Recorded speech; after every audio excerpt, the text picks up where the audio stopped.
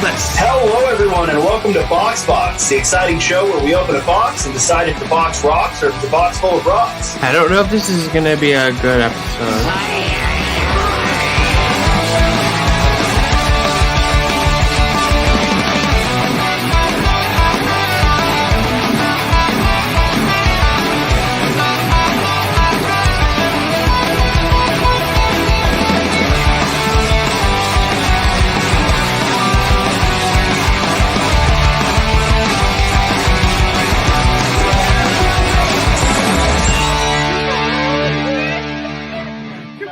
This pillow is fucking useless shirt. Yeah.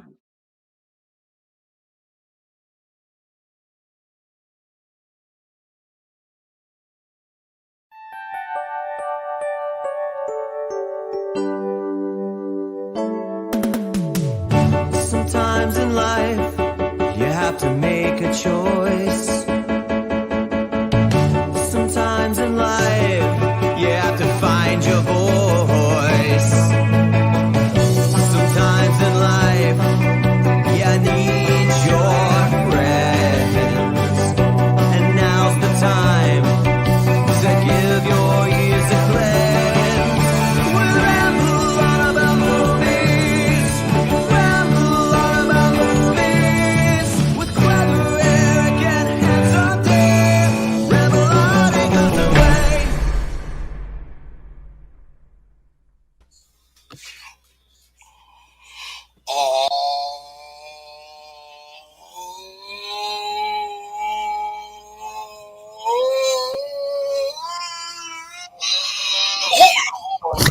And welcome to a brand new Ramble on About Movies podcast / live show / the greatness of the universe. It's there between your ears now because of our voices combined, just blasting your brain with knowledge and joy and pleasure all together because we've been gone for so long, but we are back, and much like the dream, we always rise to the top. Yeah. I can't. Why? Why would you do such a thing that you just make it impossible for me to continue and make the show go on? That's clever, Eric Muller Macho Man Eric Muller across a little bit. It was one of those things. Across the internet for me is always this handsome Dan Nye. I love the fact that you didn't start I think you might have forgot that your mic was so high. No, I put it up there because I know how long I can get with the so that's why I didn't want to blast people's ears yet. Yeah. I'm sure you'll find the right angle because again, it's been a while. There's been a lot of goings on behind the scenes. What is up? I got family in the chat. Hey, Anton, Sean, what's going on? What's up? Reef. To address one of the elephants on the stream. Eric did not lose a bet. I think this is you have been cocooned from your COVID cocoon was just your all in one. You were growing it all out. And then just how much lighter do you feel? About like 2 pounds. I was going to say, that was a lot of, is that the longest all of your hair? No, I've had it longer back in my 20s, but no, I had 11 inches cut off. It was donated, so some kid out there is going to have a wig. When he puts it on, he's going to feel the power of awesome overtake his body. He's going to know everything. Hi, Brandy. Hey, Brandy. So wait, you just now had 11 inches cut off? Yeah. In a year? That's actually a really impressive amount of growth. 15 months it took. This is just the ongoing thing. Like my Brandy lost 16 inches of hair today as well. Like that's so funny where it's like so many quarantines. I guess I'm lucky that my wife went to right. For a little Your bit, so wife can cut your hair. My wife cannot. Therefore, I was like, look, I used to grow out my hair and donate it all the time. Might as well. But once I get fully vaccinated and I can, feel the power of antibodies rushing through my system, I was like, time to go get my hair cut. And by that, I mean, my wife told me, go get a haircut. I was going to say, you are fully vaccinated. So, yes, that was awesome. We are here at Ramble On. Right now, we are already 100% vaccinated, ready to go back into the real world. I'm going to go on a little soapbox in case you're wondering why Eric was Handsome Triangle SC and then why I'm doing a lot of crew stuff. Handsome C Triangle. Handsome C. Because we all know the C stands for cheese. Oh my God. I had this question. We were talking on another stream just a few nights ago, and somebody was like, Dan, what the hell is going on with your Twitter timeline? So I figure I'll take my little baby platform and vent a little bit. Because for some reason, 2 weeks ago at this point, the ownership of Columbus Crew thought it would be a great idea to rebrand the team again for the third time in their history and for the second time within 10 years. It's been 7 years for my recollection. And the last rebrand, we got this beautiful logo. The one over here you see over my shoulder, that's like not fan art, but the equivalent of supporters. Like basically that can't be stung for copyright infringement because it's like distinguishable enough. And so they thought it would be a good idea to do an entirely new logo and change the name of the team and basically drop the word crew from the team. So now it's just Columbus SC. And then there's this really ridiculous looking block C in a Ohio flag. And with a triangle next to the C. Yeah. From an aesthetic point of view, I understand it, but I also get why it's being mocked so much. And that's the interesting thing that I've taken away. And I've said this a couple of times, like, they did it from a numbers perspective to where it's like they're thinking if we gain, I think that I heard a quote that there were actual numbers saying we may lose 8,000 fans, but it's worth it if we gain 15,000 new ones. And so that really, like, coming from someone who's been following this team for years at this point, and clearly my roots are not as deep as a lot of my friends are, but like it still hurts. The wound is still new. That's why so many people are saying, we are the crew is what we're saying a lot. And that's why I'm saying save the crew again, because it's like, I didn't think I'd have to wear this shirt with it being significant or having meaning again, so close to just saving the team. So it's one of those things that like you're upsetting an entire fan base really quickly. There was an amazing video where this person had to have been like a personality on like Fox Sports or something. And you can tell he's saying the words that like they want people to say about the new rebrand. And then you watch his actions as he opens the package with like the new logo on it and then immediately throws it in the trash. And then he's just like patting the logo he has on a shirt. It made me very happy. But I also heard that there are specific people to blame for this, which I can't share because I was, told not to. But it's a big mess. There's hopefully some bridges being mended, but like basically the entire fan base got riled up. I was one of them. I was there. I read the rant. Well, for me to do an actual big long Twitter thread, that's not our content drops, obviously. It takes a lot more time and all of the above. Oh, Jesse, you are here, kind of. And then what's up, Drew? So that's my little baby rant. It's one of those things it's hard. It's a really hard pill to swallow. They're still my team. I still love Columbus. We'll see what happens with the ownership and all that fun stuff. But that was the big news that happened like a week ago. And I figured I could at least have an explanation for what's going on. How, other than losing, and by losing, I mean choosing to have shorter hair, anything new and exciting in Columbus? Are you excited? Hell no. I was going to say, are you excited to win $1 million? I have to find out first if I'm eligible since I'm a state employee. So I'm fully vaccinated. I may not be eligible to win $1 million. What about your wife?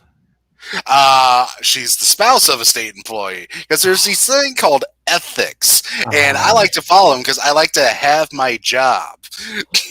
I mean, my wife still has an Ohio ID, so I'm wondering. I don't know. I'm just saying. I don't know what the requirements are, even though we've lived out here for 8 months. So I think it's current residents who've been vaccinated in the state. Damn it. Okay. You lose. Well, all the more reason for you to come on and we can talk about that too. So it's a rant. Is it good or bad? What's the rant, Jesse? You said you had a baby rant about Iron Man 3, and now it's a fully matured adult rant. Yeah, no, there's been lots of mature. Like, if there's one thing I could say about the fandom and the passionate fans behind the crew is they know how to organize and they know how to put things together. So there's all that. Yeah, but I mean, I suppose we could talk about movie stuff because that is mostly. I mean, we're good. Gonna convince about it, like, yeah, maybe. I don't know. Good. All right. So we took a lot of time off just for personal reasons. I'm switching jobs. We don't know what day we're going to land on. While there's no water cooler, though, we might try doing Saturdays. We might see what happens. It'll be interesting. It'll be an adventure. Just stay tuned to the Pachuckin and stay tuned to our Twitters, and you'll find it. We always drop the link, and we do all that kind of stuff. Yes, Sean. I mean, that's why we're here, is to talk about movie stuff. So We love it. Jesse has heard of film. That's a great way to put it. I've heard of this film too. Go on. Behold, cinema. So we'll go back to the last big thing we missed was the Oscars, and we're not going to beat this dead horse because a lot of people have already talked about it. And Eric, we talked about this a little bit before we started recording. I was working, so I couldn't see it, but you watched Cuddler writer extraordinaire Nate Zobel reacting to the Oscars. So because we were in a Zoom meeting, and because I don't have cable anymore, so there was no way, and I don't have a stream service for live TV, so there was no way for me to watch it. So I watched my friend watch the Oscars. That's so. What a time to be alive. Maybe I'll put it that way. Hey, so it's the future. Watching your friend watch the Oscars, was there anything, and for like we talked about while you were awake, was there anything that you were like excited, surprised by, like looking over the winners, and then we'll get into the minor debacle that happened at the end? Like, not really, because I mean, everything almost went according to plan. Like it was a very predictable Oscars in my mind. Not a lot of surprises except for the last three. Not a lot of upsets except for the last three. A lot of it went, I think, according to their plan, except for the last 30 minutes. But besides, I mean, I knew it was going to be a down year. Every award show has been down this year. We're going to talk about another one later that should just burn in a fire. But this one, Oscars had just as rough a time as anybody else. And of course, it was going to be the lowest rated one of all time because no one saw any of the movies that were nominated. Like, it's such a weird, and especially this was like the Eric Oscars almost. Like, good on me for picking all these. Even it's like the Oscars, but you finally lost the pool that you do every year. Like, I mean, I've lost before, but not recently. What is it? You had 3 years in a row before this, didn't you? 3 out of 4. Yeah, still a good track record. But like, it's interesting because in extending it too, like it was pretty much like, we're going to have an award show for all of COVID. Like, it ended at the end of February, and that's when vaccines really started rolling out, was at the beginning of March. So, but you have to think, like, as far as what awards actually suffered, you have to think more of the technical awards were the ones that really, because those are the ones that like blockbusters would typically be like siphoned off into, because that's where they're like going to be visual effects, editing, mixing, all that kind of stuff. So you see a little bit more indies, you see a little bit more smaller ones actually being able to take those home. So, but then you were saying like the last half an hour, are you talking about just like actress, actor, and picture, or are you talking about director too? No, director was earlier in the evening. No, I'm talking like from In Memoriam on. That's like, if this was a roller coaster, that's the demon drop right there. It's not like a slow. It was a. There is what we like to call it has to do most of the time with like drinking, but what we call, and it's really a big thing, but I learned it most in college when they beat it over the head with like drinking, where it's like the point of diminishing returns. Yes. And once you hit a certain point, things aren't going to get any better. So, well, when you decide to put Best Picture before the Best Actor and Best Actress, you know you're in for a bad time. I mean, because I get it. The producers were literally put all their money on red on a roulette table, and they were banking on Chadwick Boseman winning, which I thought he was going to win. A lot of people thought he was going to win. Now, of course, Sir Anthony Hopkins won. Now, I'm not going to say anything about the performance because I haven't seen The Father yet. I haven't seen either. But everything I read, it was a great performance. It was a good year for best male performances. I mean, Delroy got screwed out because of the competition. So again, like just the reactions to people losing their mind about it. Like, I get it. It sucks. They put their, they should have hedged their bets instead of just going all in. But part of me is also like, at least they tried something. I mean, they did, but it's also one of those things where it's like, you should have known better. Like, how long have you been doing this? And I'll bring it back to the crew. If it's not broke, don't fix it. Like, yeah, literally every year they've always ended on Best Picture because that's the big moment. Yeah. Can you imagine? Okay, so think about this. What if this happened a couple of years ago and it happened on the time? Moonlight. That's what I was going to say. What if that is like the penultimate award and there's still 2 awards after that? Like, everything that would happen after that would just be a nightmare. Right. Like, imagine following that act. Yeah. So that's what I'm saying. It's like, it doesn't make sense to me. Like, I get why you would do it from a producer thing. Like, but that's the thing, especially like, inside baseball, if you know what the award is going to be, sure, do it. That makes sense. But because they're so closely guarded and they play it like authentically and close to the chest, I think the best word I'm going to come up with is ill-advised. Mm-hmm.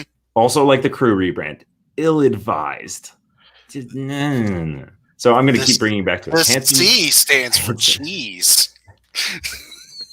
Oh, because your name's Handsome Cheese. SC.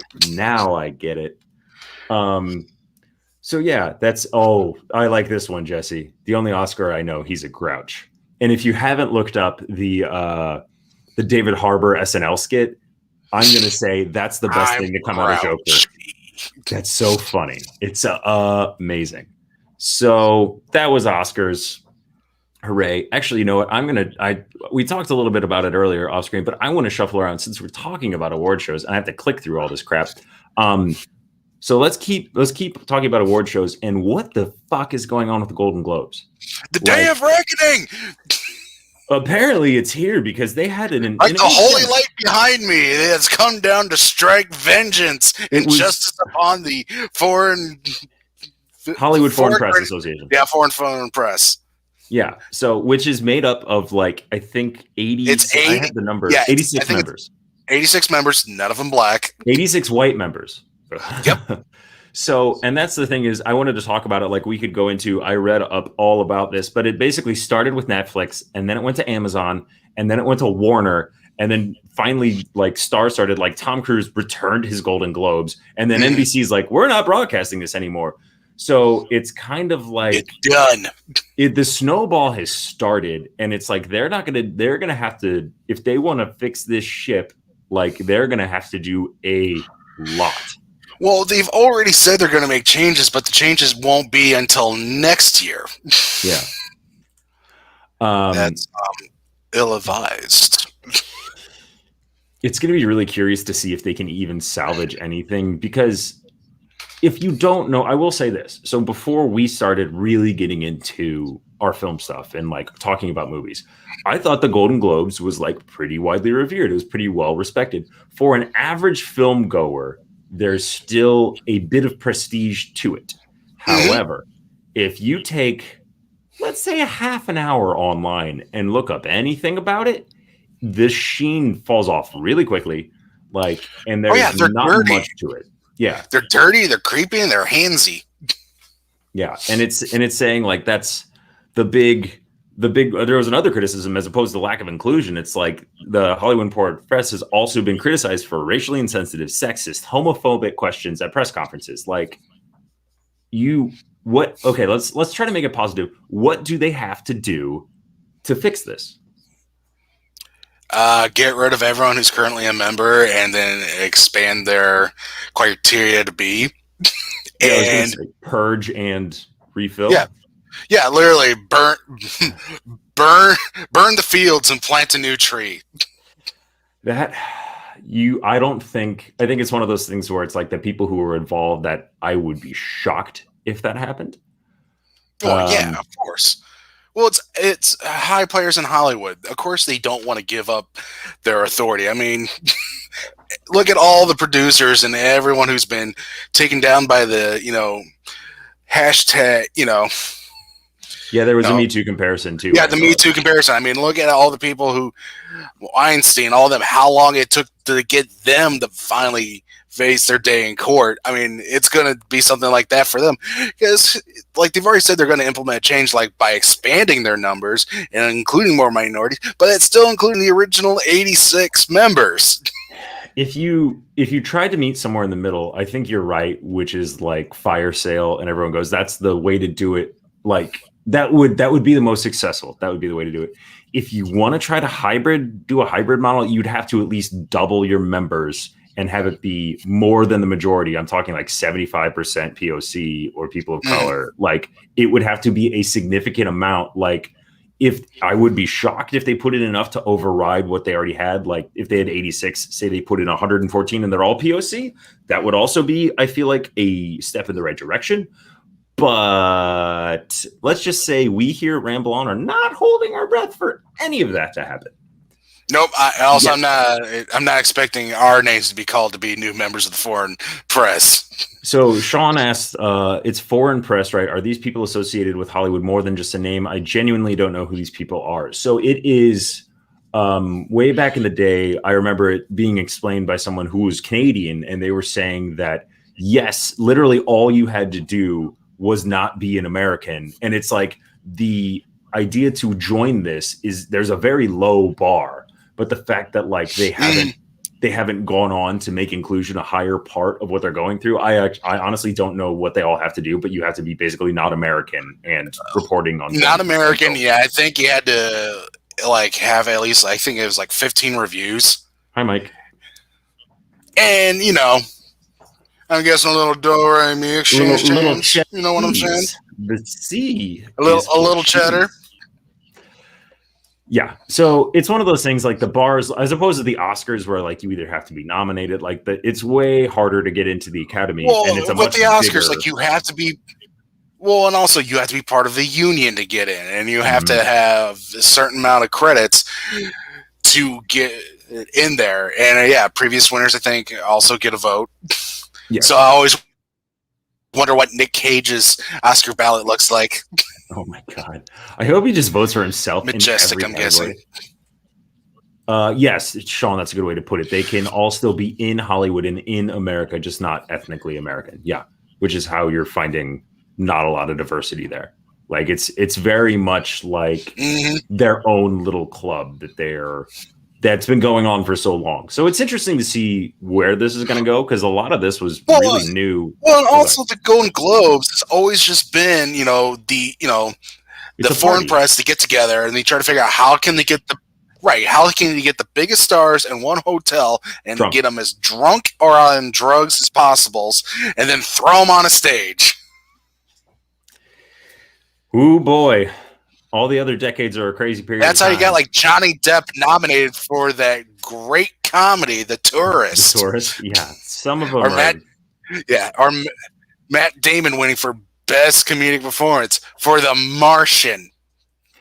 I'm pretty sure it was nominated for like best comedy as well. I think that's more egregious, to be honest, than him, because he does have funny lines. It's a little bit like Castaway on Mars, but there are funny moments. Right, but to say The Martian is a comedy is like me saying, that's like me saying we are the foreign press, because technically we're foreign from the whole Hollywood picture. So yeah, it's true. We are. And then Mike says, for better or worse, the Globes has always been an entertaining ceremony, but that's about it. Yeah. And it does, like, there's a small amount of like predictions that come in. Like people kind of tend to take who wins a Globe at least as somewhat of an Oscar indication. But again, this is like, it's so far down. Like there's basically not a lot of significance to them. And that's what I was saying, starting this conversation, is like for the average layperson, you think Oscar, then you think Globe.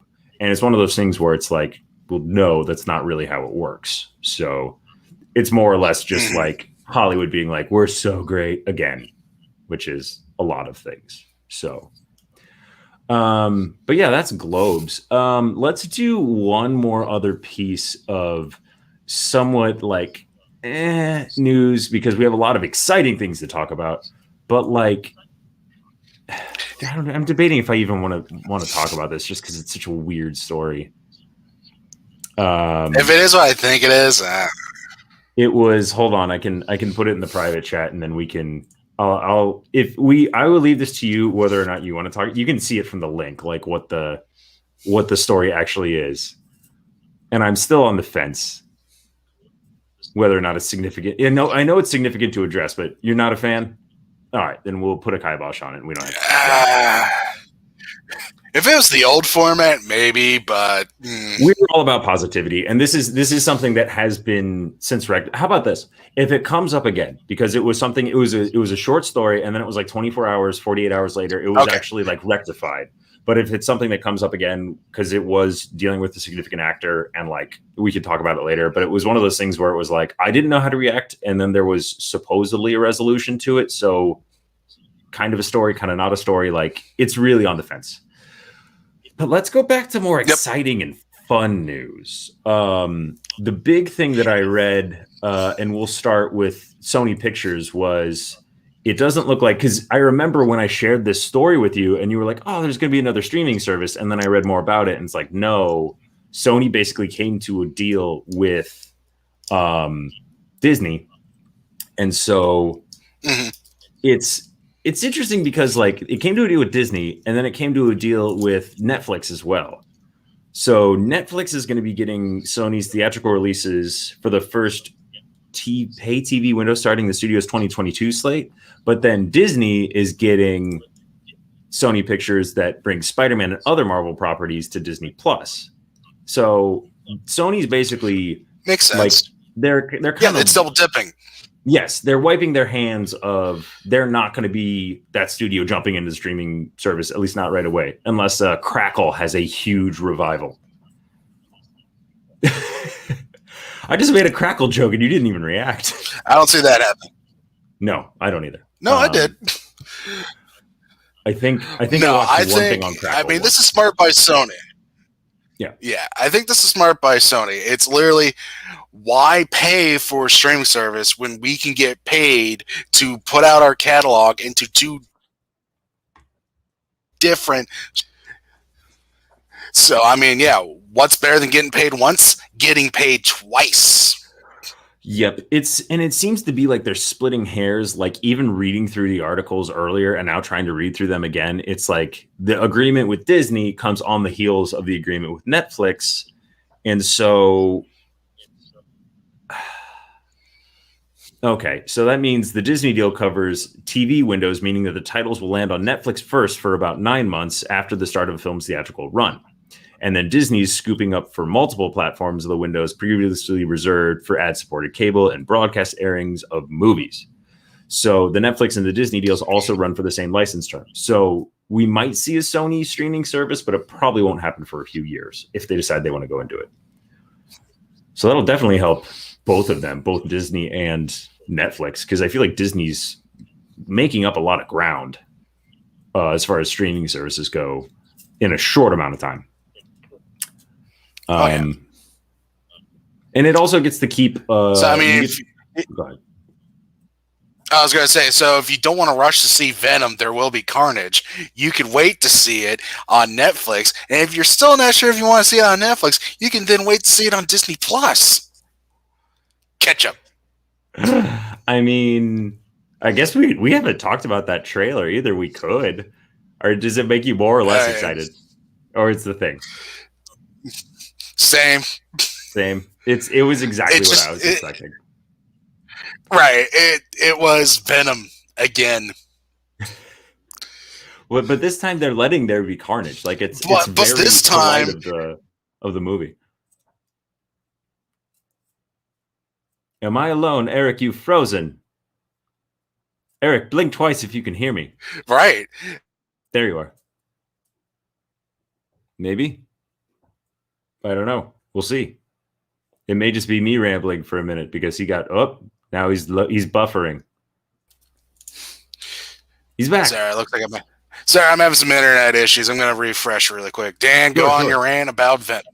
Okay. My rant about Venom, it's not like Venom for me was one of those movies where it was like I had the right amount of expectations because my expectations were not high. Basically, Venom came out and I'm like, and even seeing the trailers, I'm like, this looks like it could be really fun.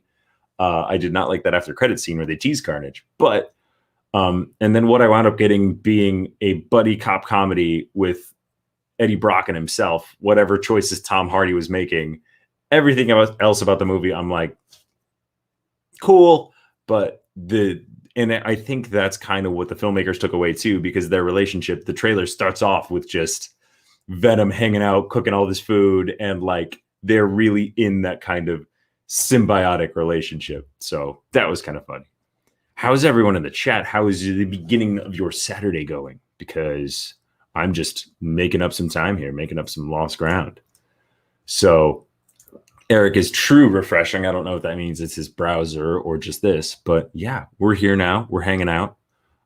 This is a lot of my face on the screen. So I don't know how to, I need help figuring out what to do with my hands. So, I mean, I like talking to myself, but normally I'm not broadcasting online. So I like the dynamic of having a conversation. Otherwise, it's just me here. This is just like a live version of my Twitter feed where I'm speaking into the void. What'd you watch, Mike? You said you watched a terrible anime. Which one was a terrible anime? And then Sean said he's drinking coffee, making show graphics, and waiting for your kid's baseball game at 1. That sounds fun.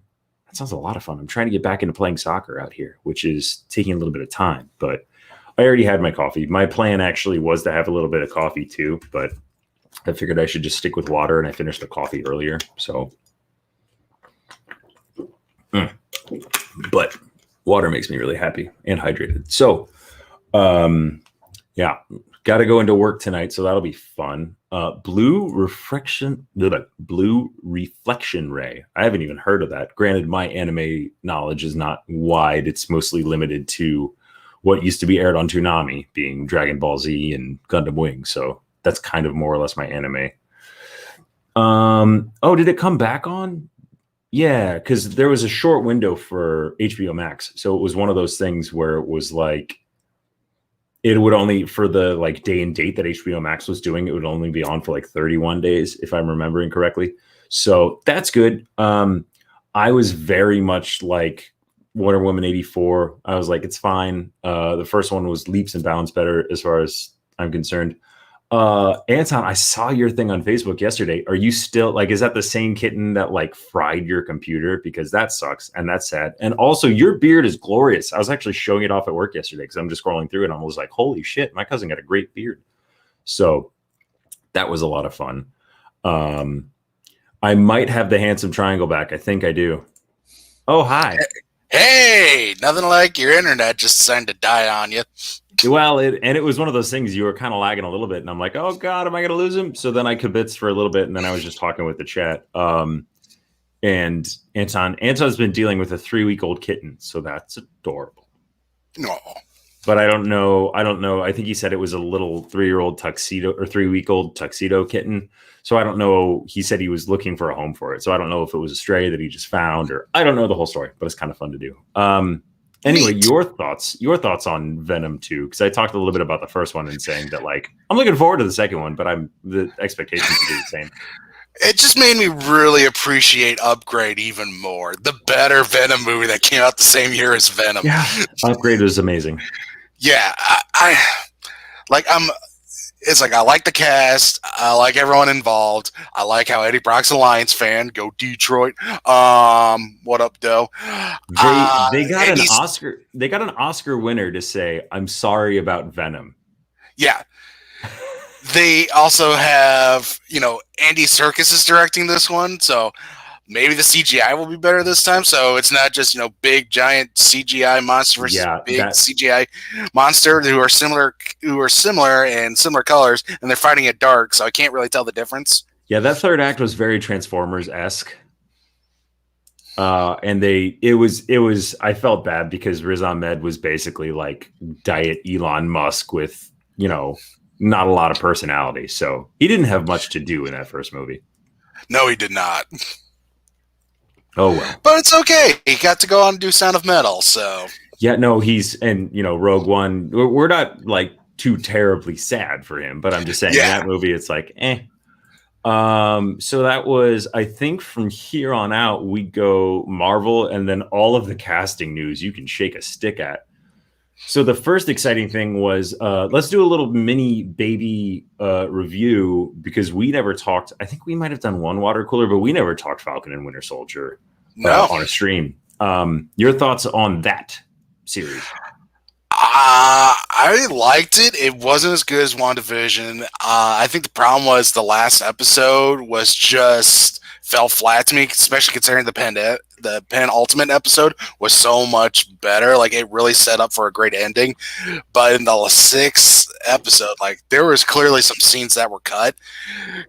Because, like, the whole direction of John Walker's character at the very end, like him being friends with Bucky and them, like, riffing off each other, I was like, that doesn't make sense considering all the actions that happened beforehand. But I like the growth of Sam. I like the growth of Isaiah Bradley and all this. And there's so much that they set up for the MCU, which, of course, is leading to a Captain America 4. Yes. So, I mean, I think it's safe to say we're not going to get a second season of the Falcon and Winter. Your internet. I'm going to shake my fist at your internet. But, yeah, I think, I mean, well, I hope you come back and it's not as bad as the refresh was before. But I'm kind of in the same boat. I like how you brought up that the John Walker storyline, just they kind of dropped the ball. Hey, you're back. Are you back? I'm back. Okay, you froze a little bit. Yeah, I hadn't thought about that until you brought it up. Yeah, I think the John Walker storyline kind of dropped the ball. I feel like there might have been maybe even like another scene or two where it made more sense for him to go full U.S. agent, and then that fun Julia Louis-Dreyfus, like that little tease.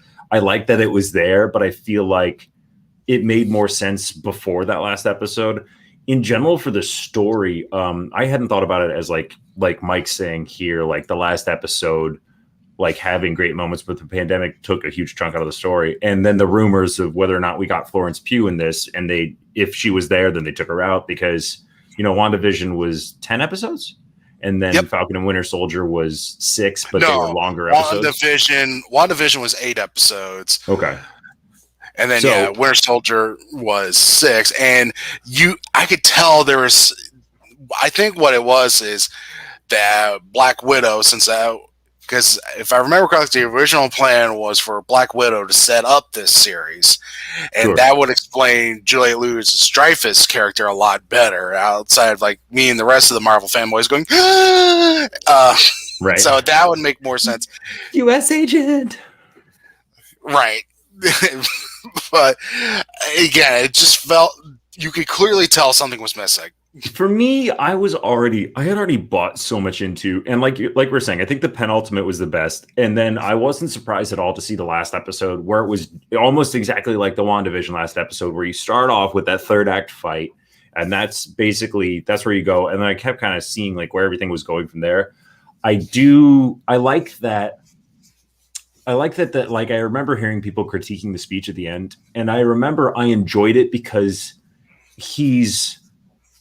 to me, it seemed like that's when he fully, like, sure, he already had the outfit and the wardrobe, but that's when he fully gets to the character of Captain America, because Captain America was very much based on ideals, and they're focusing on the wrong part when you give it to John Walker. But when you give it back to Anthony Mackie, and then it's just his big speech to senators, and he's literally like lecturing them, why are you looking somewhere else? Like, this is where the change has to start. Like, we can do all we can, but we don't have the actual authority to make any real changes.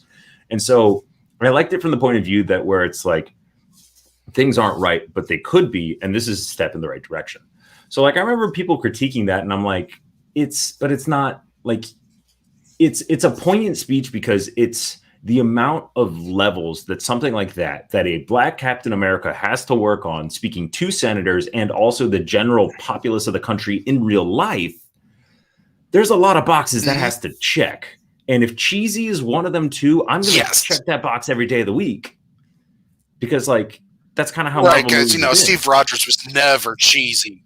Right, like he punched Hitler like 100 times. So it's one of those, and that's why I was so excited. Where it's like Cap 4 is in the works, and then the showrunner is coming back at least to write. So we don't know if he's going to direct Or they're going to bring back the person who directed the entire series. I think not Carly. I can't remember her name. Whoever directed this series, I don't think it's on here. Yeah, something like that.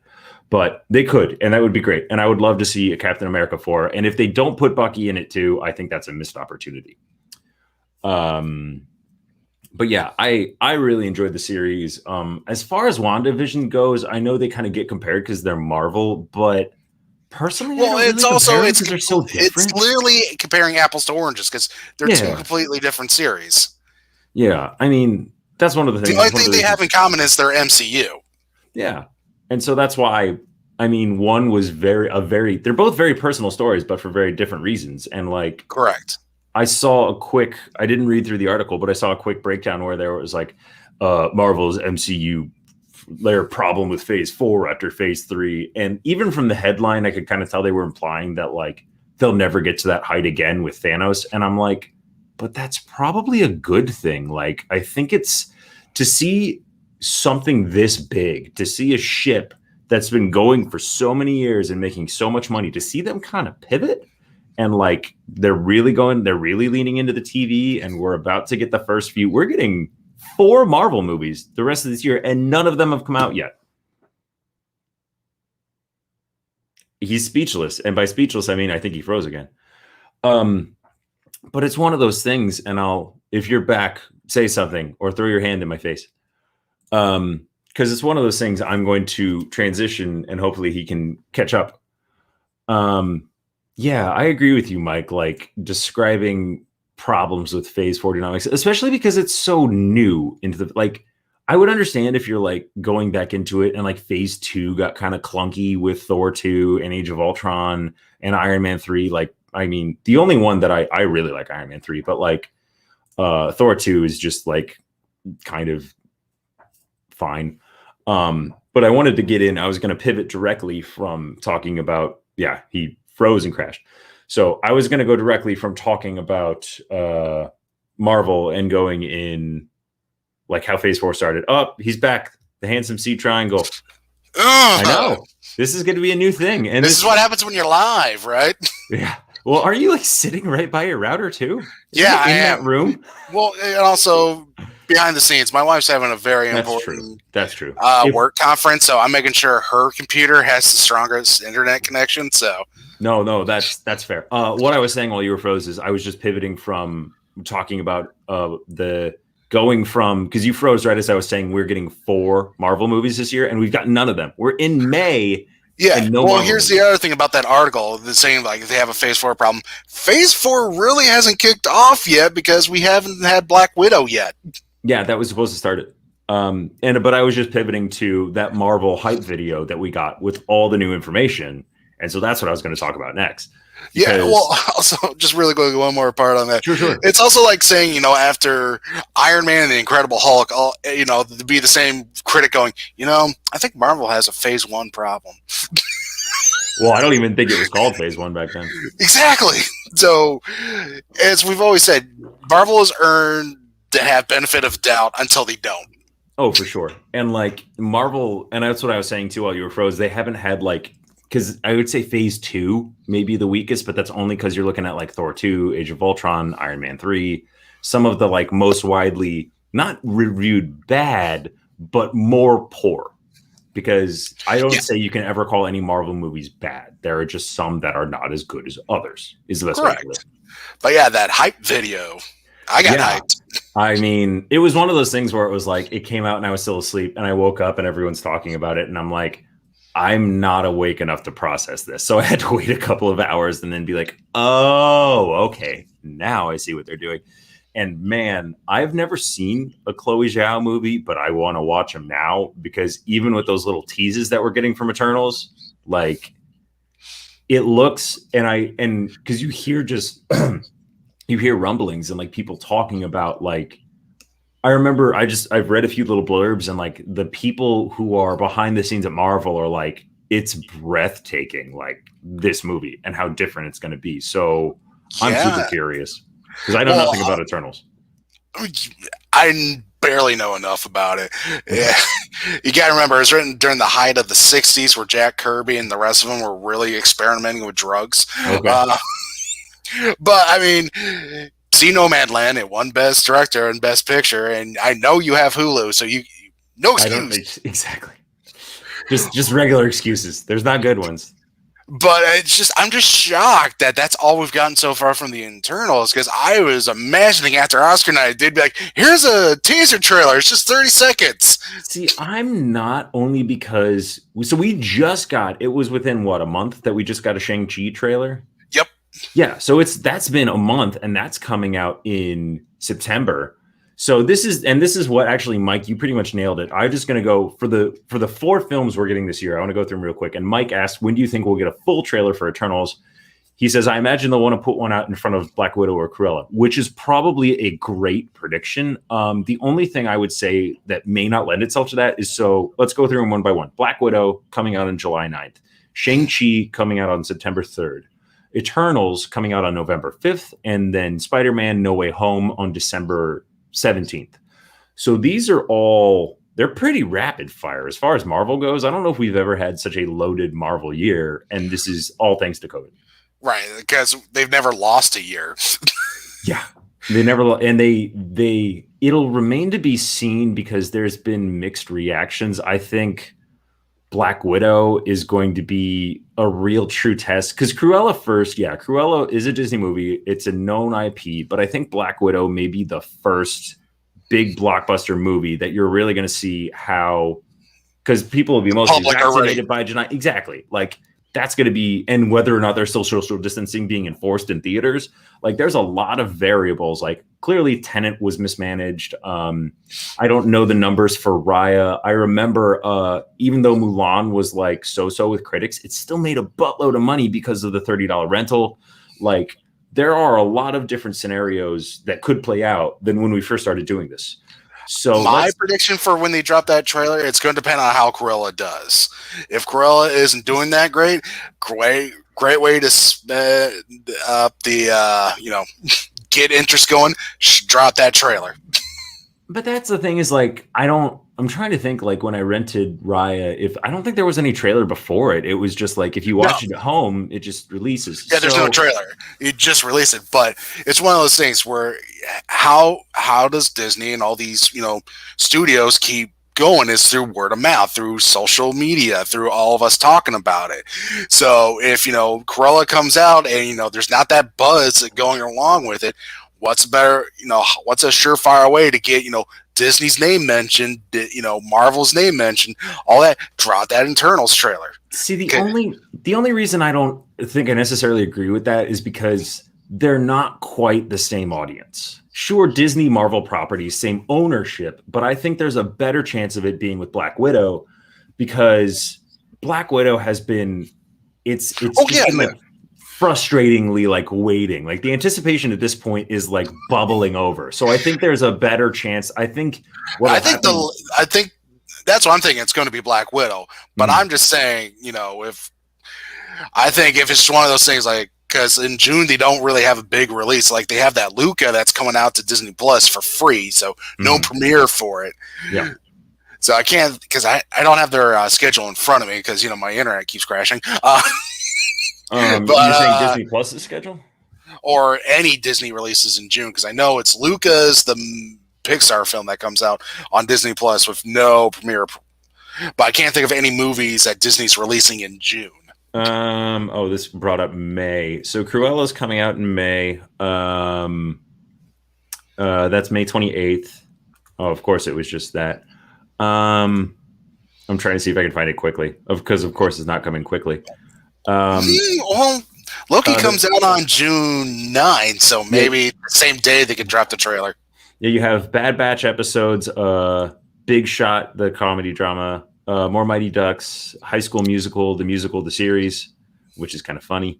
So meta. Okay, here we go. Disney Plus in May, you have Cruella coming, you have Fantastic Four: Rise of the Silver Surfer is coming to Disney Plus. It's still just okay. Wait, here's more in May. It's just not taking me to June. I think it's going to take too long for me to find. Forget this. It was worth it. We'll update later if we think there's something else in June they could attach it to. I think the safe bet is Black Widow. And because I also don't think I think Marvel's really good as far as like knowing when to hype their things. And I don't think they want to pull too much attention from Black Widow or Shang-Chi. I think the more interesting question is, when do we see Spider-Man footage? Because we've also seen nothing from Spider-Man. And I also... Well, that's Sony. They could do it whenever they want. Hey, Sony like production, but I'm sure they're still like talking with Marvel about it because he's still technically part of the MCU. I'm guessing probably whenever Venom comes out for that one.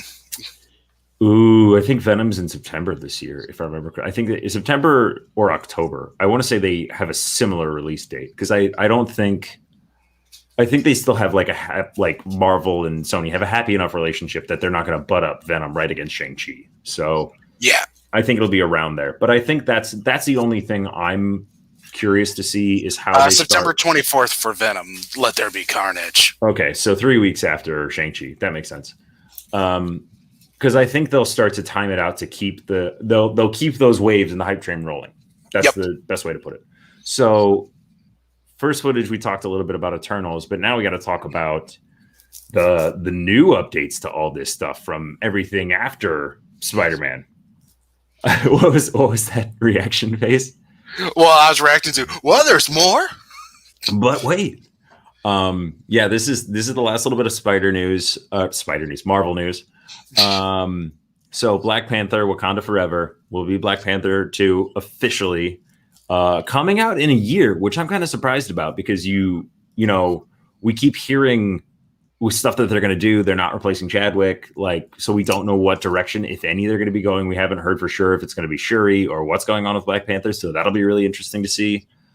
And then Captain Marvel 2 officially changed the title to The Marvels, which I think is really interesting. And even the S logo. Yep.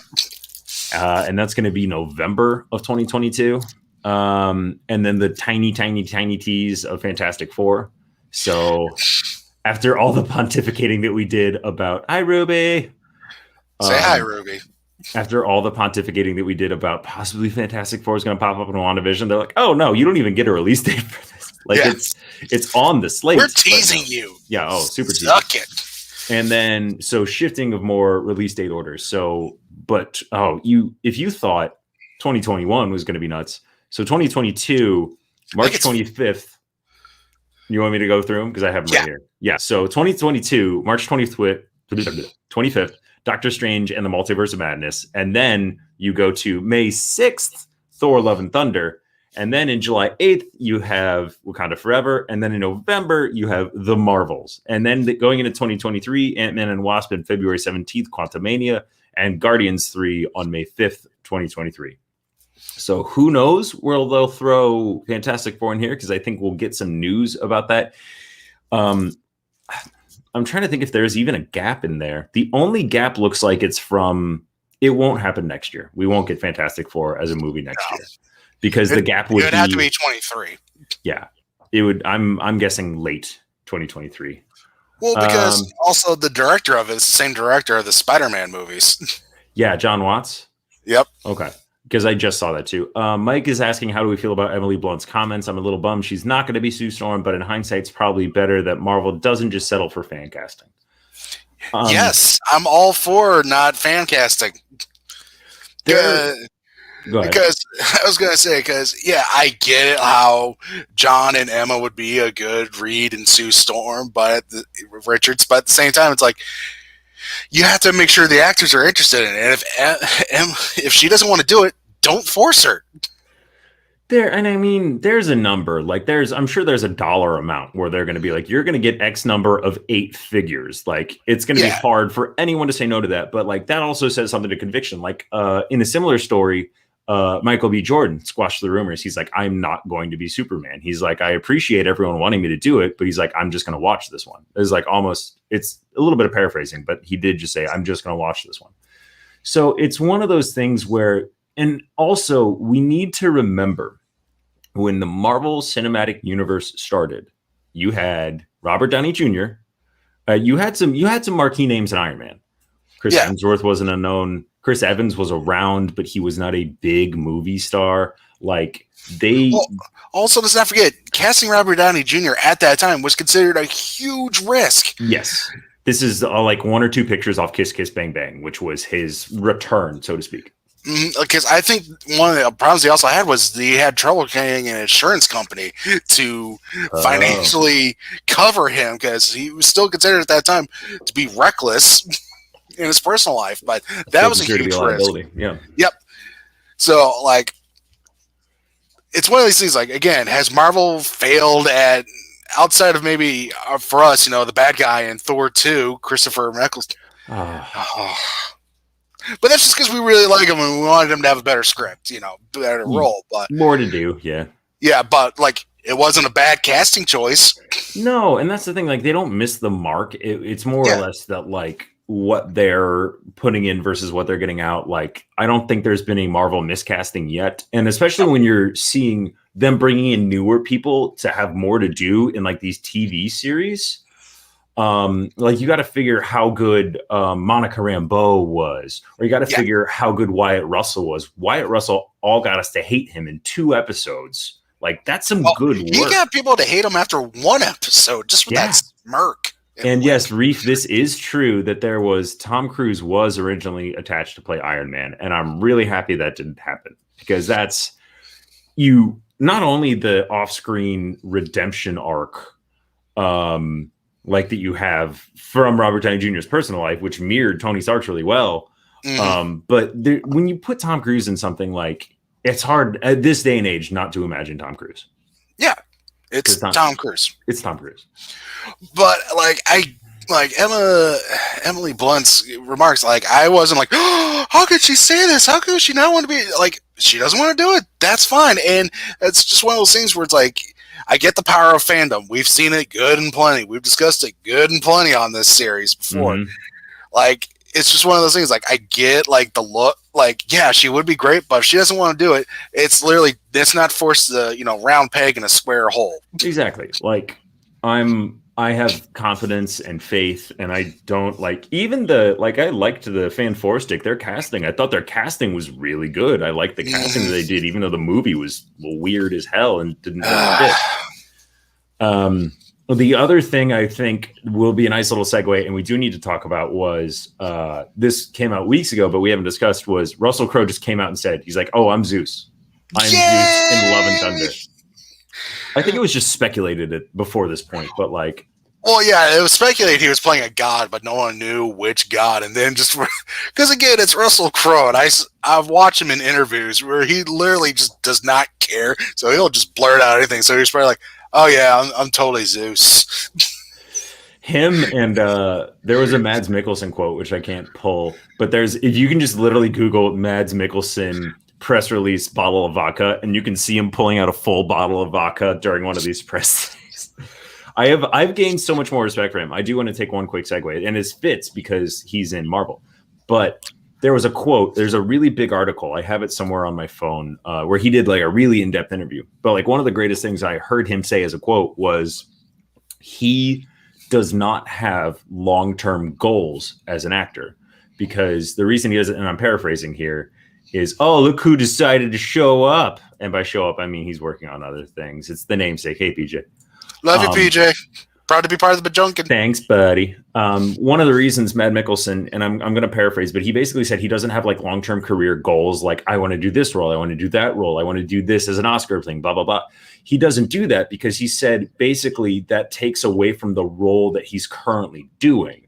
So he wants to put 100% of his focus and everything else into what he's currently working on. And I'm like, that's really admirable. Like, for someone who is as big of a name as he is to say that, like, no, whatever I'm doing, I'm 100% focused on that. So I thought that was really like inspiring. Cool. Well, yeah, exactly. It's okay. You're fine, buddy. We're getting to that. That's actually going to be one of our last things to talk about, because we're trying to go through the backlog of stuff, and we just got on to the casting stuff because it was Russell Crowe that we talked about. The other, I'm Zeus. We're going to get. I think that's going to be so great. Because it's still Taika Waititi directing. I cannot wait for Love and Thunder, and you have Christian Bale as the bad guy. Oh my! Just give it to me. Speaking of Taika Waititi, he also got cast in something else. Segways. All the segways. Taika Waititi got cast to play Blackbeard the Pirate in an HBO Max series. And I love the second, I just want to read the second part where it says Thor Ragnarok writer-director to play a possibly insane aristocrat turned pirate in Our Flag Means Death.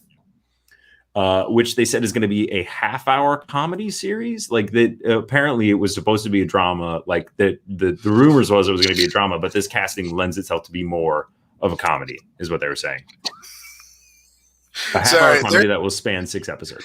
There's this like docu-drama on Netflix about it's called Pirate Nation or something like that, and Blackbeard is featured in there. So now I'm just imagining that guy who put forth his efforts, like, man, I'm gonna be the best Blackbeard ever of all time. Goes on Variety.com. Oh, son of a bitch! We need to like have a discussion. Taika Waititi, damn it!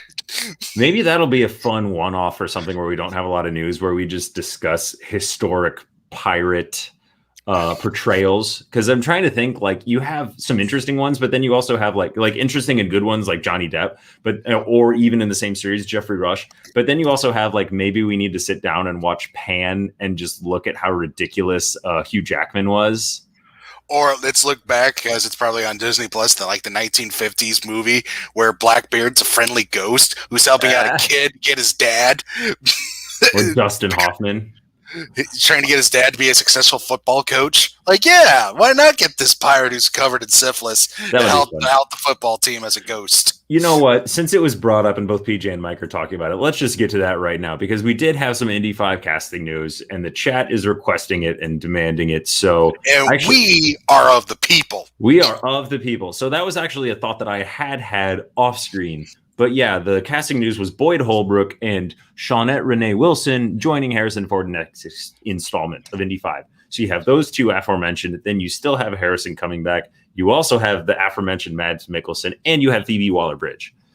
And so like, I'm just thinking about all those names, and I got goosebumps. I would love, PJ, as you were saying, I would love to see Boyd take over as Mutt. I would not be mad if it did happen, because I didn't mind the character. I didn't even really mind the portrayal. It was more like the writing that got kind of weird, and then just, swinging with monkeys. Things that are hard to ignore about Indy 4, or basically me forcing Eric to talk about a movie that he doesn't like acknowledging that exists. We're talking about this new Indiana Jones 4 because there's no such thing, because you can't have a 5th one without a 4th one. You have to discuss this if we're talking about the news.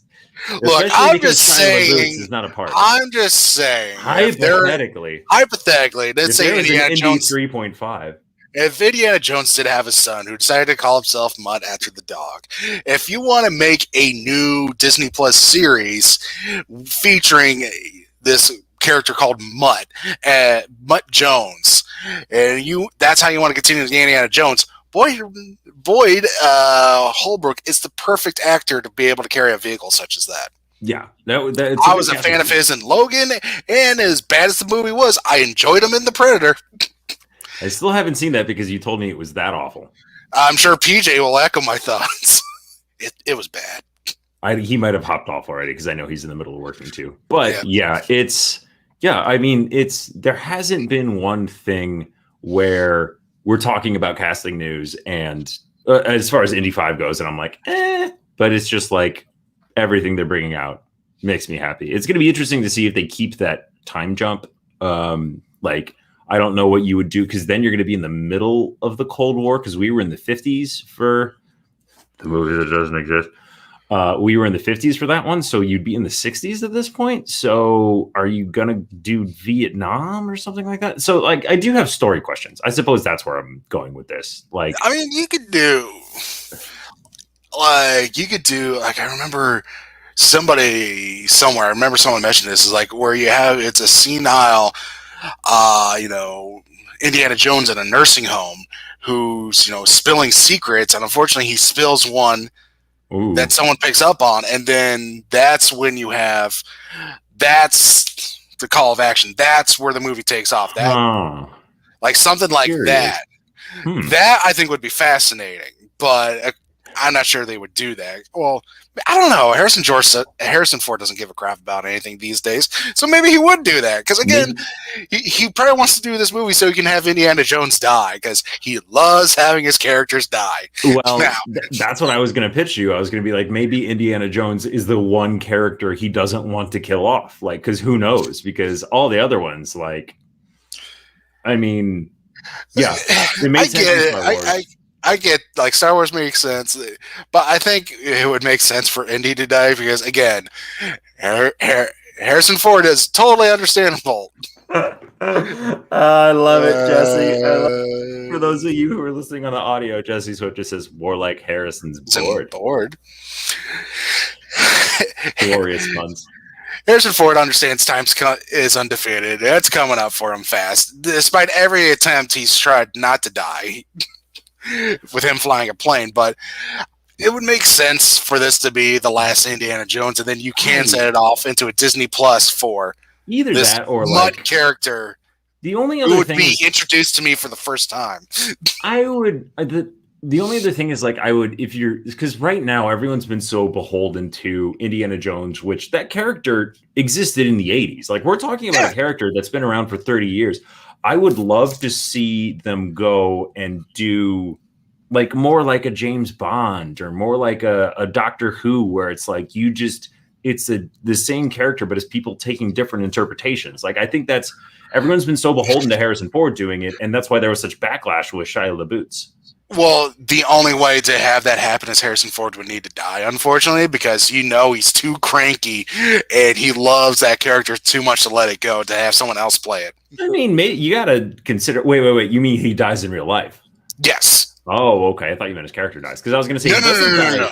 He doesn't die in Blade Runner. Blade Runner actually has a nice bittersweet ending, and it's like, yeah. I love the ending of Blade. That's one of my favorite movies to come out in the last 5 years. Like that ending is just like, mwah, chef's kiss. Now I might want to watch that tonight. I mean, it's a good thing to get into. But yeah, but it's because they could go a lot of different ways with this, and I don't want to. I mean, we could literally spend 2 hours speculating on this. Young-ish, Jesse. Well, that's why with the young Indiana Jones, that's why I figure like you use the movie to set up the Mutt Jones series on Disney Plus, because that you could do.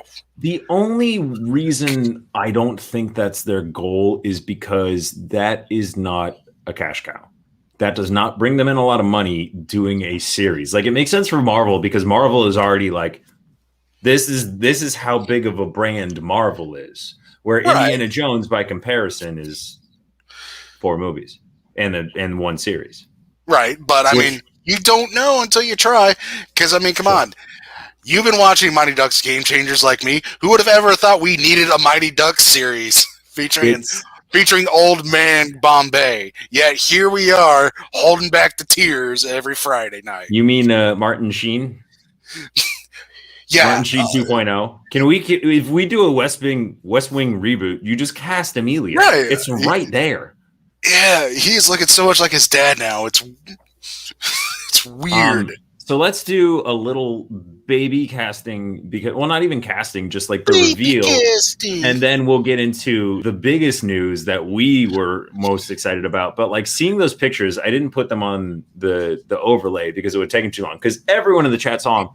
But holy shit, Sebastian Stan as Tommy Lee and Lily James as Pamela Anderson. Like, it's 1997 again, right?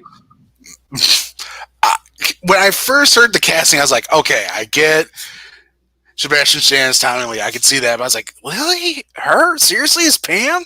And then when that picture came out, I was like, holy crap. Kudos to that casting director. Yeah. And it's, I think, is it a series? It's not a movie, right? Like, it's a mini series, if I'm remembering correctly. No, I thought it was a Hulu movie. I just put down their actual thing. Let's see. I'm sure it'll pop up real quick. I'm sure the photo will pop up first. It's a series. I was right. Okay. I just kind of want to see how many episodes the order is, because I'm sure it'll be like one of those short run things. Oh, yeah, limited series. So probably like 6 episodes.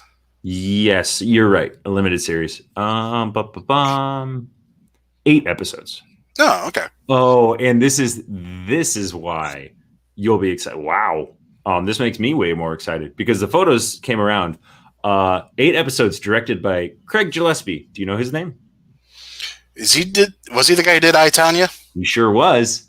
Yes. A screenplay written by Rob Siegel, who wrote The Founder, and produced by Seth Rogen. Yeah, so basically all of that makes me really excited for it now. I just wanted to see if they have the official release date has yet to be released, but it is estimated that Hulu limited series will be released this year. So sometime in the next 6-7 months.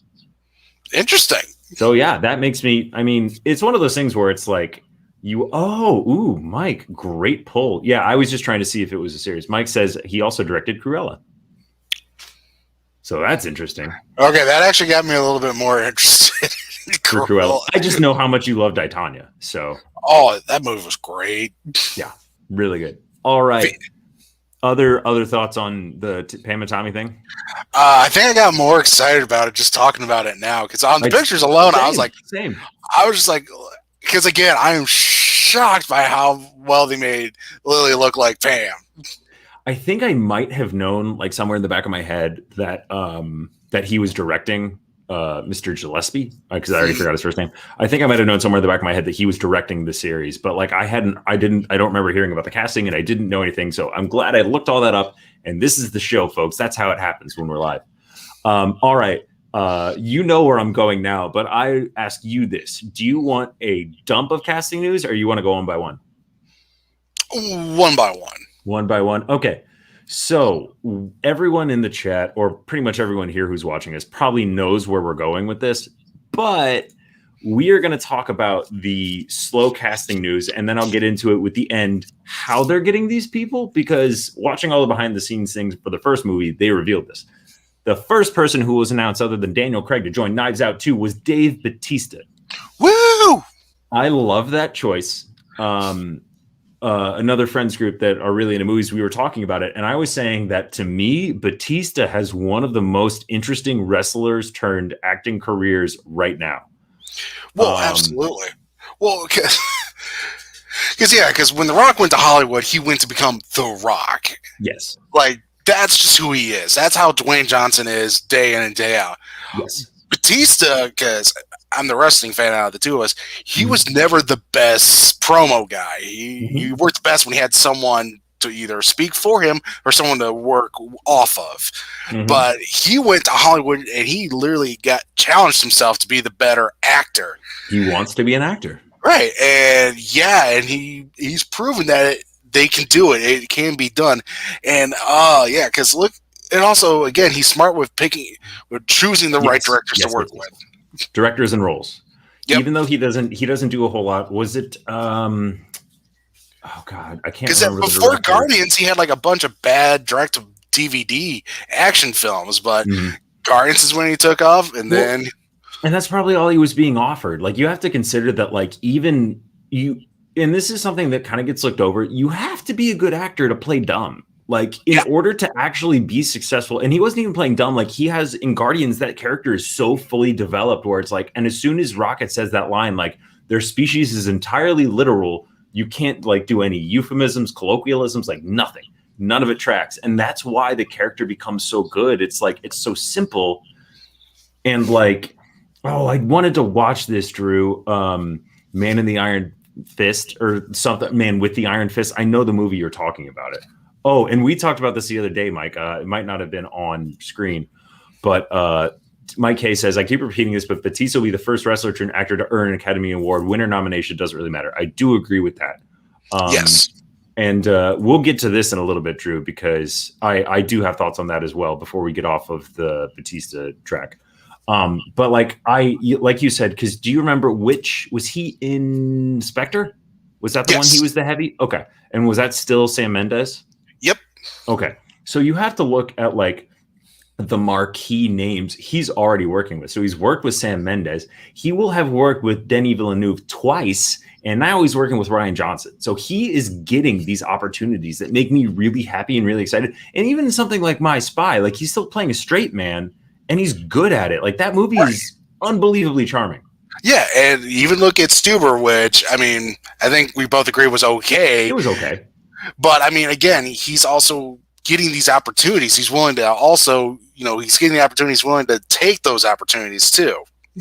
And that's why, before we get too far away from the wrestlers, like Star Drew said, John Cena isn't in much movies. I think John Cena has the second most interesting career, and I think he will be. I don't know if he'll.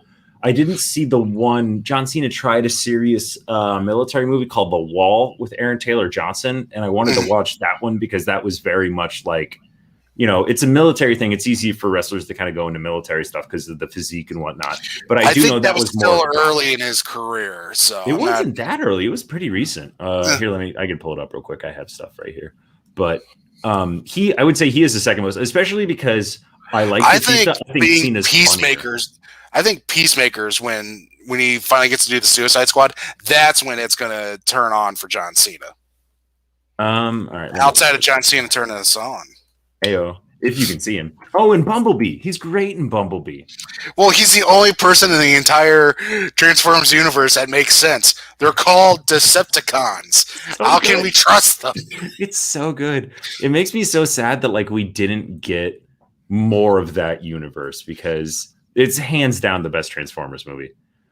And I really hope he comes back while we're here, while we're talking John Cena. Does he come back for Psych 3? Maybe. I don't know, because he's been filming the Peacemaker TV series for HBO Max. So yeah, it's filming right now, is what this says. The Wall. Oh God, I got to scroll through all of this, all of the WWE stuff. Blockers was 2018. The Wall was just 2017, so 4 years ago. It was recent. He did a lot of other stuff before that, and I do think he is really. I like how, since we've been talking about wrestlers, our chat people are very excited to talk about wrestlers turned actors. But yeah, he's also wildly funny. The question for you, Eric from Reef: do you think Sasha Banks will do more acting after Mandalorian? I think so. I think she's probably going to be the first female wrestler to take off because I think she did a really good job in The Mandalorian. But again, it just depends on the opportunities she gets and what she wants to put, her eggs in the basket, literally. If she wants to focus more on the wrestling or she wants to focus more on the acting. And also, she's got her connection to her cousin Snoop Dogg. So, yeah. So it's one of those things I think, we're going to get some good John Cena stuff. I'd love to see him pop up in Psych 3 because I can't remember if we've talked about this before because we're both huge Psych fans. And the marked difference, if you want to see John Cena, his evolution as an actor, go watch the episode he did in Psych because he's very wooden. He's very stiff. He's not bad, but it's you can tell it's kind of, he's still in his WWE days. But then you watch his tiny, tiny, tiny baby cameo. I'm talking one scene at the end of the first Psych movie, and it's a night and day difference. He is charming. He's having fun. And it's a similar character, but he's all over the place. So it makes me I think, because Batista, I think it just depends on what John Cena decides to do. Because, again, he could do more comedic stuff, and that's okay because that plays off his strengths because he's got great comedic timing. Okay. So this was the plot of The Wall. This is why I wanted to bring it up. Directed by Doug Liman, who I'm kind of surprised by. But two American soldiers are trapped by a lethal sniper with only an unsteady wall between them. So it was literally supposed to be not quite Buried, where it's all one thing, but I'm pretty sure it does take place more or less in one area for how long is this movie? Yeah, the cast is 3 people. So it's interesting. The length is, oh man, why are you so hard to navigate IMDb? 88 minutes. So it is kind of short. So maybe that's something I'll imbibe at some point too. Just to read off a comic really quick. Star Drew, Edge could be in more movies. Edge was in Money Plane last year. I need to see Money Plane. Should I imbibe? How was it? Oh my God. All right. So that's your recommendation. We don't condone using substances legal substances on this, but I might imbibe something and then watch this movie. It's on Hulu, so you can watch it. But because I watched the Honest trailer for 2020 when they show the clip of Kelsey Grammer telling Adam Copeland, Money Plane. You want to see a guy fucking alligator? You can pay to see a guy fucking alligator. And I'm just like, what is this movie? Kevin Nash does a lot of stuff like that, actually. Kevin Nash pops up every now and again. Yeah, he's great in the Magic Mike series. Kevin Nash, fun fact, Super Shredder. In Secret of the Ooze 2. Or Secret of the Ooze. But no, with Money Plane, here's another fun fact about it. It has all three of the Lawrence brothers, and it's written and directed by the youngest one. What? Oh my God! He also stars in it. He also gets himself the best action sequence too. Can we make that canon that it's an unofficial sequel to Brotherly Love? Absolutely. Yep. But yeah, you got it, Drew. Yep. But yeah, no, Nash is great because I think, again, he understands his role because he's always going to be the heavy, but he's good with being that. I loved, he did an interview a couple of years ago where he talks about his one scene in John Wick, and he talks about how when he said, the director told him his motivation is when he drops that line where he asks about how much weight he lost, he says 60 kilograms, or whatever. Like he's telling John that's how many guys are in the building. That's him letting them know. So that's why John lets him live, because he told him how many guys to be prepared for. Wow, nice. And now when I go back and watch it, I was like, oh yeah, that's great. Nice. What a good little Easter egg. Okay, so moving on. Next bit of casting news for Knives Out 2. First was Batista. Second was Ed Norton. Awesome. Awesome. Just what? Why? I mean, I'm happy he's getting his second chance, and I need to get ready for your shame stick. I still need to go watch Birdman, because it was one of those things that Birdman, as far as not rejuvenate, his career never really took a nosedive, but it was Birdman was from everything that I've heard, that was kind of a close to reality, where he's this kind of prickly person to work with. He's not always the easiest to get along. So it's interesting to see him actually, Mike, I did see Motherless Brooklyn. So speaking of the same thing. Yeah, we finally got to return that to the owner. Motherless Brooklyn, I liked the idea, but it did not grab me. I watched it and I was like, I see what they're going for, but it was kind of shrugged. It didn't vibe with me. I wasn't a huge fan of that movie. Did you watch it when you had it? I did not. Okay. Because everyone told me the same thing. It was fine.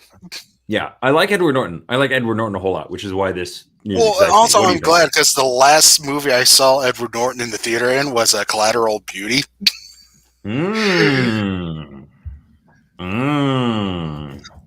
Fun. Yeah. Will Smith, don't be sad. We're the universe. We're going to tell you not to be sad. That's another one where it's you told me the review and I feel like I'm good. I don't need to watch. But no, I'm glad. He was in Budapest Hotel, correct? Edward Norton. I'm not imagining that. No, he was in the other one. He was in the Scout one. Okay, that's the one I'm thinking of. The one where they're Boy Scouts. Yeah. But no, I'm imagining that Edward Norton in this. He's also in Isle of Dogs. Yep. But a chance for him to because he's got a good comedic timing. I think this would be a good movie for him to be in. Here we go. I was trying. I guess he did have a minor role. Mike was saying he had a minor role in Grand Budapest Hotel. Okay, because I remember something about that. Because I'm imagining a character like that. He's playing a character like that in this movie since it's set in Greece. Yeah, because I was thinking of. I thought I was thinking of the other one by Wes Anderson. That he was Moonrise Kingdom. That's right. But I guess he also was in Grand Budapest Hotel. So yeah, he's been working for years. He's great. We're really happy about this. Then let's move on to a little bit of the female casting for this movie. Janelle Monáe. Yes, I'm happy. She's so good in Hidden Figures. I don't know why she doesn't do more things. And this is a perfect example. This is something that round peg, round hole. Nailed. Yeah. No, I mean, she's a good choice for this. I mean, I saw her Antebella movie, which she was great in the movie. Sure. Okay. But no, like I've never. Let me put it this way: I've watched her movies. I've never said she was bad in it. Exactly. So that's how I know she's going to be good. And again, because you have Ryan directing this, so she gets again. We don't know anything about the script. We don't know anything about the characters. So she could be doing anything, and I'd be okay with that, especially with who's coming up next on the list. Sure. Real quick before we get too far from Edward Norton, I had never watched Modern Family. I don't know about Eric. I watched certain episodes like sporadically, and yes, I do remember he plays the bass player of this '80s band. Two of the characters, like that was their song, so the wife paid for the bass player to come over and play the song, but only on his bass. Nice. And it's him doing his British accent. Oh, that's all good. All right. Jesse already buried the lead. Well, we didn't bury the lead, but he already spoiled it in the comments. So it was Catherine Hahn all along. The last little bit of movie news that we're going to cover today is Knives Out 2. Catherine Hahn is joining. And oh my God, couldn't be happier to hear that news. Like, it was only a matter of time, I feel like, for her to just like completely take off. Like, she's been so good and so funny in so many comedies, and then like WandaVision really being like, you'll see all these interviews where it's like you talk to new stars and whatnot, and Catherine Hahn has been steadily working for the last 20 years. So I'm excited she's going to be getting more opportunities because you saw how dynamic she was. I've been in love with her since Step Brothers, where she literally steals the movie from Will Ferrell and John C. Reilly. Like, she steals that film. And I was just like, someone give her something good. She has the skills. Put your faith in Catherine Hahn, because she's always been supportive. She's had some TV shows that haven't gone great. Yeah. I would say in WandaVision, she is maybe borderline having the second most to do, because Paul Bettany is amazing, but like clearly you have Elizabeth Olsen being number one, but like they're going through basically all the supportings are going to have to go through the same thing. And she was clearly third billed, but also like she's having to do the stuff in the car where she's like, you know, really being upset, fake being upset, like however you want to describe it. But like, she's doing so much in that show and like really, really stretching those acting chops outside of just comedy. So it's like, it makes sense that you're going to see her pop up in things like this, where you're getting off tours, really wanting to like jump at the chance to work with her. And I'm happy it's like, oh yeah, book her. And so I don't know if I've talked about this with you or you knew, but essentially the reason Knives Out 1 and I'm imagining Knives Out 2 are being cast so broadly, so quickly, and with such high caliber talent is because I think the first movie from inception to production was under 2 years. And then from execution to completion was under 1 year. So I think they said they shot it in, I'm not sure, Knives Out 1 came out late 2019, if I'm remembering correctly. They finished wrapping like either early 2019 or late 2018. It was a very short turnaround. So everything that Knives Out, and this would make me more excited too, because you think about big budget stuff, you think about Marvel, you think about DC, those take months to shoot and the schedules are all over the place. But essentially what winds up happening is they're booked out X number of months in advance. So what they do is they write the script and then they basically call around and they were like, hey, are you available in 2 to 3 weeks for 4 to 5 weeks? And can we knock this movie out? And that's how they got the first round of people. And I'm imagining that's how they're doing it now, because we talked about once they announced Knives Out 2 was a go, I think it was announced that it was a go before Netflix bought it. Or I can't remember the order. Yeah, no, it was right after the Oscars last year when it was announced that Ryan Johnson had a script. He was working on it. Then it was like a couple of months later after that where he's like, "Yeah, no, I'm ready to go." But then they also announced that it's going to start filming in Greece, and it was very quickly. Like that was just announced like a month or two ago. So they are literally planning. This will be filmed. It'll be done probably in the can before the end of the year.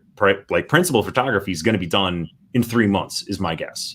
Like I don't know if they'll do reshoots, but like they already had a hard deadline. They're shooting, I think, in June or July. Like I remember because we talked about that on the show. Is like they're shooting in Greece really soon.